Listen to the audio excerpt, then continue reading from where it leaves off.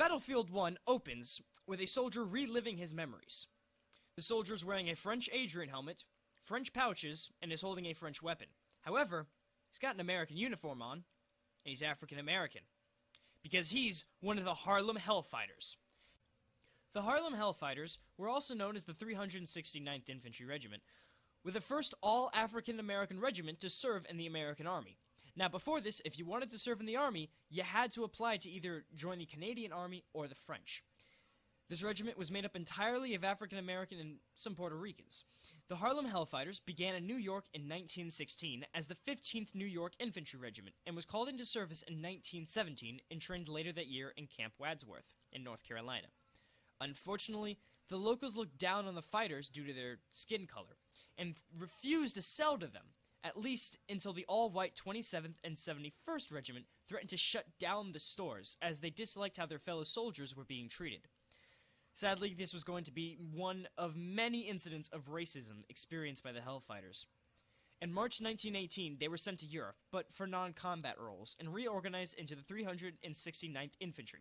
In April, they were assigned to the French Army, due to many white American forces refusing to fight alongside African Americans. This is why in the game, they're wearing the Adrian cap, French weapons, and French belts and pouches. However, they still wore their American uniforms and patches, and the French treated the 369th with respect and saw them as equals, unlike their fellow Americans.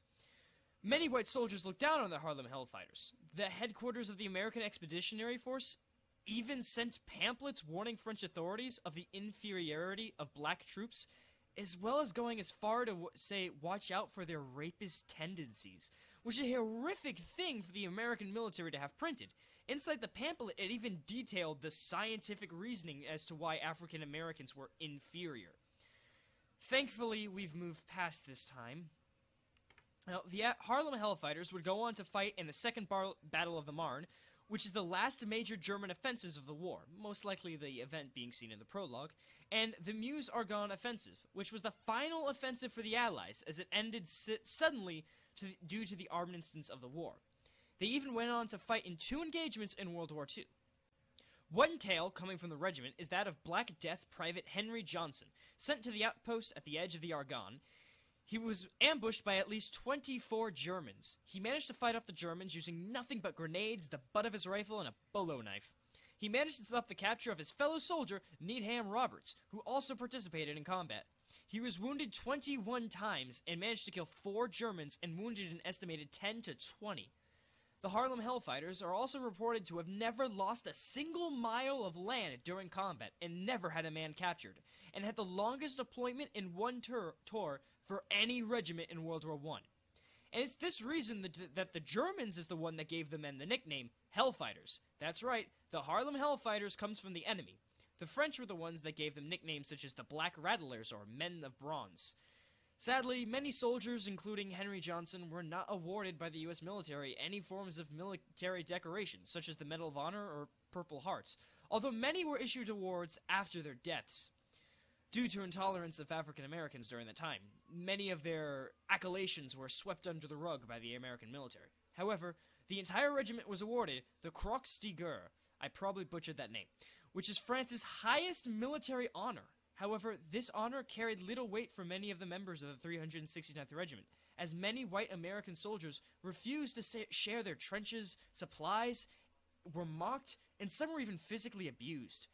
At home at the same time this was going on, many were still looked down upon them just for the color of their skin, and some members of the regiment were actually killed by assaults. The impact of the Hellfighters was immense. The regiment was one of the most famous military bands, and are mainly responsible for bringing jazz to Europe.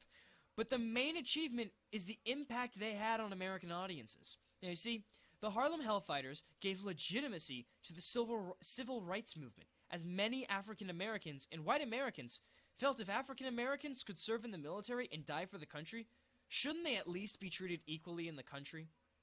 It's important to never forget these accomplishments of these men, but just as important not to forget the struggles and the racism they felt. And I feel the fact that EA DICE decided to make them as the intro campaign goes to show that they won't be forgotten.